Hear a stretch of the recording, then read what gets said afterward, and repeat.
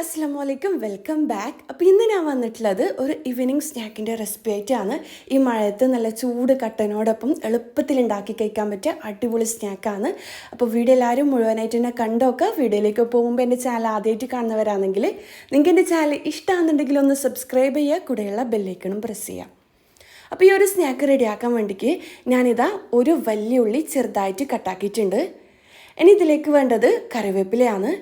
പിന്നെ വേണ്ടത് ഒരു 5 അല്ലി വെളുത്തുള്ളിയും ഒരു ഇഞ്ചിലും കുറച്ച് ചെറിയ പീസ് ഇഞ്ചിയും ചതച്ചെടുത്തതാണ്. 5 പച്ചമുളക് എടുത്തിട്ടുണ്ട്. ഇനി ഇതിലേക്ക് ബീഫോ ചിക്കനോ മുട്ടയോ ഏതായാലും കുഴപ്പമില്ല. മീൻ ഫ്രൈ ആക്കിയതെല്ലാം ചേർത്ത് കൊടുക്കുക. ഞാനിപ്പം ബീഫ് വേവിച്ചെടുത്തതാണ്. കുറച്ച് മുളക് പൊടിയും ഉപ്പും ഗരം മസാല പൗഡറും ഇട്ടിട്ട് ബീഫ് വേവിച്ചെടുത്തതാണ് കേട്ടോ. എന്നിട്ട് മിക്സിയുടെ ചെറിയ ജാറിൽ പൊടിച്ചെടുത്തതാണ്. ഇനിയിപ്പോൾ ഇതാ ഒരു പാത്രം അടുപ്പിൽ വെച്ചിട്ടുണ്ട്. അതിലേക്കില്ലേ കുറച്ച് വെളിച്ചെണ്ണ ഒഴിച്ച് കൊടുക്കുക. എന്നിട്ട് നമ്മൾ ചെറുതാക്കി കട്ടാക്കിയ ഉള്ളി ചേർത്ത് കൊടുക്കുക. ഉള്ളിൻ്റെ അളവ് നിങ്ങൾ ബീഫ് എത്രയാണോ എടുക്കുന്നത്, എത്ര ക്വാണ്ടിറ്റിയിലാണോ ഉണ്ടാക്കുന്നത് അതിനനുസരിച്ച് കൂട്ടിയും കുറച്ചെല്ലാം എടുക്കുക കേട്ടോ. ഇനിയിപ്പോൾ ഇതാ ഇതിലേക്ക് 5 പച്ചമുളക് ചെറുതായിട്ട് കട്ടാക്കി ഇട്ട് കൊടുക്കലാണ്. പച്ചമുളകെല്ലാം കുറച്ച് അധികം തന്നെ ചേർത്ത് കൊടുക്കുക കേട്ടോ. കാര്യം ഇത് എന്താ പറയുക, കുറച്ച് എരിവിൽ കഴിക്കാനാണ് കൂടുതൽ ടേസ്റ്റ് ഉണ്ടാവുക. ഇനിയിപ്പോൾ ഇതാ ഹൈ ഫ്ലെയിമിൽ വെച്ചിട്ട് ഇതൊന്ന് ജസ്റ്റ് മിക്സ് ആക്കിയെടുക്കുക. ഉള്ളി ചെറുതായിട്ട് വാടി വന്നാൽ ഇതിലേക്ക് നമ്മൾ നേരത്തെ ചതച്ച് വെച്ച ഇഞ്ചി വെളുത്തുള്ളി പേസ്റ്റ് ചേർത്ത് കൊടുക്കുക. എന്നിട്ട് എല്ലാം കൂടി മിക്സ് ആക്കിയെടുക്കുക. ഇഞ്ചിൻ്റെയും വെളുത്തുള്ളിൻ്റെയും റോ സ്മെല്ല് മാറുന്നത് വരെ തന്നെ വാറ്റി കൊടുക്കുക കേട്ടോ.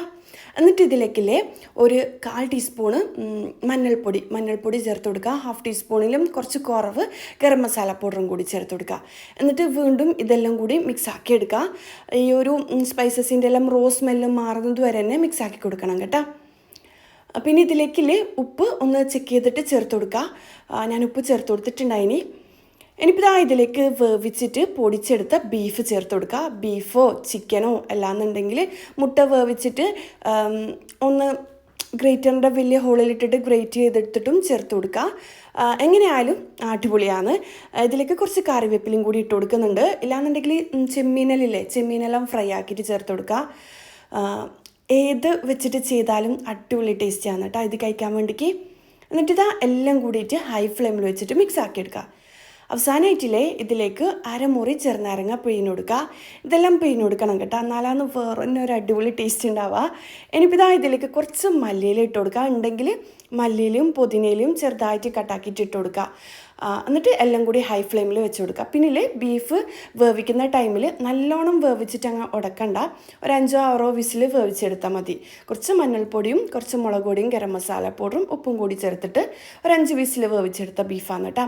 പിന്നെ ബീഫിൻ്റെ അളവ് ഇത്ര തന്നെ ചേർക്കണമെന്നില്ല. കുറച്ച് ബീഫ് മാത്രം ചേർക്കാൻ ഇഷ്ടപ്പെടുന്നവരുണ്ടാവും. അങ്ങനെയാണെങ്കിൽ കുറച്ച് കേട്ടോ. ഇനിയിപ്പോൾ ഇതാ ഒരു മിക്സിയുടെ ജാർ എടുത്തിട്ടുണ്ട്. അതിലേക്ക് 4 മുട്ട ഇതുപോലെ പൊട്ടിച്ചിട്ട് ഒഴിച്ചു കൊടുക്കലാണ്. ഇനി ഇതിലേക്ക് ഒരു 1/4 കപ്പ് മൈദയാണ് ഞാൻ ചേർത്ത് കൊടുക്കുന്നത്. ഇനി ഇതിലേക്ക് 1/4 കപ്പ് തന്നെ പാലും കൂടി ചേർത്ത് കൊടുക്കുക. എന്നിട്ട് ഇത് ജസ്റ്റ് ഒന്ന് അടിച്ചെടുക്കുക. നല്ലോണം പതയുന്ന രീതിയിലൊന്നും അടിച്ചെടുക്കേണ്ട ആവശ്യമില്ല. ജസ്റ്റ് ഇതൊന്ന് മിക്സ് ആവാൻ വേണ്ടിക്കാണ് കേട്ടോ. ഇനിയിപ്പോൾ ഇതൊന്ന് അടിച്ചെടുത്തിട്ടുണ്ട്. എന്നിട്ട് ഞാനൊരു ബൗളിലേക്ക് ഒഴിച്ചു കൊടുക്കലാണ്. ഇനിയിപ്പോൾ ഇതിലേക്കില്ലേ കുറച്ച് മല്ലിയിലും കൂടി കട്ടാക്കി ഇട്ട് കൊടുക്കുന്നുണ്ട്. നല്ലൊരു പ്രത്യേക ഒരു സ്മെല്ലിന് വേണ്ടിയിട്ടാണ്. ഇനി ഇതിലേക്ക് ഒരു നുള്ളു ഉപ്പും കൂടി ചേർത്ത് കൊടുക്കുക. ഉപ്പ് ശ്രദ്ധിച്ചിട്ട് ചേർത്ത് കൊടുക്കാൻ നോക്കണം കേട്ടോ. ഇല്ലാന്നുണ്ടെങ്കിൽ ഉപ്പ് കൂടിപ്പോവും. കാര്യം നമ്മൾ ബീഫിലും മസാലയിലെല്ലാം ഉപ്പിട്ടിട്ടില്ലേ. ഇനിയിപ്പോൾ ഇത് എല്ലാം കൂടി മിക്സ് ആക്കിയിട്ടില്ലേ, നമ്മൾ നേരത്തെ റെഡിയാക്കി വെച്ച ആ ഒരു മസാലയില്ലേ ബീഫിൻ്റെ, അത് ഇതിലേക്ക് ഇട്ട് കൊടുക്കുക. എല്ലാം കൂടിയിട്ട് ഇട്ട് കൊടുത്തിട്ട് മിക്സ് ആക്കി എടുക്കുക. പിന്നെ ഞാൻ നേരത്തെ പറഞ്ഞ പോലെ ബീഫിൻ്റെയും ചിക്കൻ്റെയും അളവെല്ലാം കുറച്ച് ചേർത്ത് കൊടുക്കാൻ ഇഷ്ടപ്പെടുന്നവരുണ്ടാവും. കുറച്ചധികം ഉള്ളിയെക്കാട്ടും കൂടുതൽ ബീഫും ചിക്കനെല്ലാം സ്നാക്കിൽ കാണാൻ ഇഷ്ടപ്പെടുന്നവരുണ്ടാവും. അപ്പോൾ അതെല്ലാം നിങ്ങൾ ഇഷ്ടത്തിനനുസരിച്ച് ചെയ്തെടുക്കുക കേട്ടോ. ഞാനിപ്പം കുറച്ചധികം തന്നെ ബീഫ് ചേർത്ത് കൊടുത്തിട്ടുണ്ടായിനി. എന്നിട്ട് എല്ലാം കൂടി മിക്സ് ആക്കി എടുക്കുക.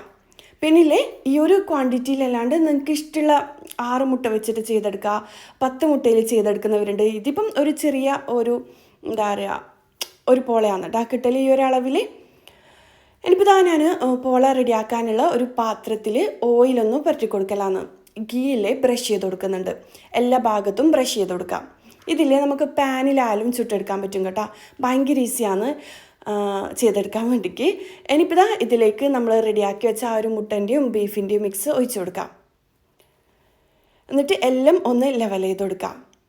പിന്നെ ഞാൻ നേരത്തെ പറഞ്ഞ പോലെ മുട്ട, പാല്, മൈദ അതിൻ്റെ അളവ് നിങ്ങൾ ഇഷ്ടത്തിനനുസരിച്ച് കൂട്ടിയും കുറച്ചും എല്ലാം എടുക്കുക കേട്ടോ.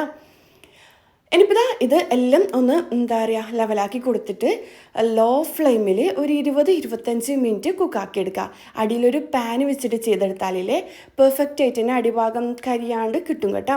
ഇല്ലാന്നുണ്ടെങ്കിൽ ആ ഒരു ഫ്ലെയിം വന്ന ഭാഗം ഒരു ലുക്ക് ഉണ്ടാവില്ല. അപ്പോൾ അടിയിൽ പാൻ വെച്ച് കൊടുത്തിട്ടുണ്ട്. 20-25 മിനിറ്റിന് ശേഷം ഈ ഒരു പോള കുക്കായിട്ടുണ്ട്. ഇനിയിപ്പില്ലേ ഇതൊന്ന് തിരിച്ചിട്ട് കൊടുക്കണം. ഇതെല്ലാം കുക്കായിട്ടുണ്ട് കേട്ടോ. പിന്നെ മുകൾ ഭാഗത്തും കൂടി ഒന്ന് ഫ്രൈ ആയിട്ട് വരാൻ വേണ്ടിക്ക് ഞാനിതാ ആ ഒരു പാൻ തന്നെ ഒന്ന് ടിഷ്യൂ വെച്ചിട്ട് തുടച്ചെടുത്തിട്ടുണ്ട്. എന്നിട്ട് അതിലേക്കൊന്ന് ഗീ ഒന്ന് ബ്രഷ് ചെയ്ത് കൊടുക്കാം. പിന്നെ ഞാൻ നേരത്തെ പറഞ്ഞ പോലെ ഇങ്ങനെയുള്ള പാനിലായാലും ഒഴിച്ചിട്ട് ചുടാൻ പറ്റിയ അടിപൊളി പോളയാണ് കേട്ടോ ഇത്. ഏത് പാനിലായാലും നമുക്ക് ചുട്ടെടുക്കാൻ പറ്റും. നല്ല ഷേപ്പിൽ കട്ട് ചെയ്തെടുത്താൽ മതി. ഇനിയിപ്പോൾ ഞാൻ അതൊന്ന് തിരിച്ചിട്ട് കൊടുക്കലാണ്. ഈ ഒരു അടിഭാഗം എന്താ പറയുക മുകൾ ഭാഗവും കൂടി കുക്കായിട്ട് വരാൻ വേണ്ടിക്ക് ഒരു 5 മിനിറ്റ് മതി കേട്ടോ. ലോ ഫ്ലെയിമിൽ വെച്ച് കൊടുക്കുക. അപ്പോൾ നമ്മുടെ അടിപൊളി ടേസ്റ്റി ആയിട്ടുള്ള ഇറച്ചിപ്പോള റെഡി ആയിട്ടുണ്ട്. ഇത് നമ്മുടെ കണ്ണൂർ ഭാഗത്തെല്ലാം കോമൺ ആയിട്ട് കാണുന്നൊരു റെസിപ്പിയാണ്. എല്ലാവരും ഉണ്ടാക്കുന്ന റെസിപ്പിയാണ്. എന്നാലും ഈ ഒരു മഴയത്ത് നല്ല ചൂട് ചായൻ്റെ കൂടെ ഈ ഒരു എരിവുള്ള സ്നാക്ക് കഴിക്കാൻ ഇഷ്ടപ്പെടാത്ത ഒരു ഐറ്റം ആരും ഉണ്ടാവില്ല. നമ്മൾ കണ്ണൂർ ഭാഗത്തെല്ലാം ഭയങ്കര ഇഷ്ടമായിട്ടുള്ളൊരു സ്നാക്കാണിത്. നിങ്ങൾ എന്തായാലും ട്രൈ ആക്കി നോക്കുക. എല്ലാവർക്കും അറിയുന്ന തന്നെയായിരിക്കും, എന്നാലും അറിയാത്തവരുണ്ടാവില്ലേ, എന്തായാലും ട്രൈ ആക്കി നോക്കാം കേട്ടോ. അപ്പോൾ ഇന്നത്തെ വീഡിയോ ഇത്രയേ ഉള്ളൂ. ഇന്നത്തെ വീഡിയോ എല്ലാവർക്കും ഇഷ്ടമായെന്ന് വിചാരിക്കുന്നു. അടുത്തൊരു നല്ലൊരു വീഡിയോ ആയിട്ട് കാണുന്നതുവരേക്കും ഇൻഷാ അല്ലാഹ് അസ്സലാമു അലൈക്കും, ബൈ.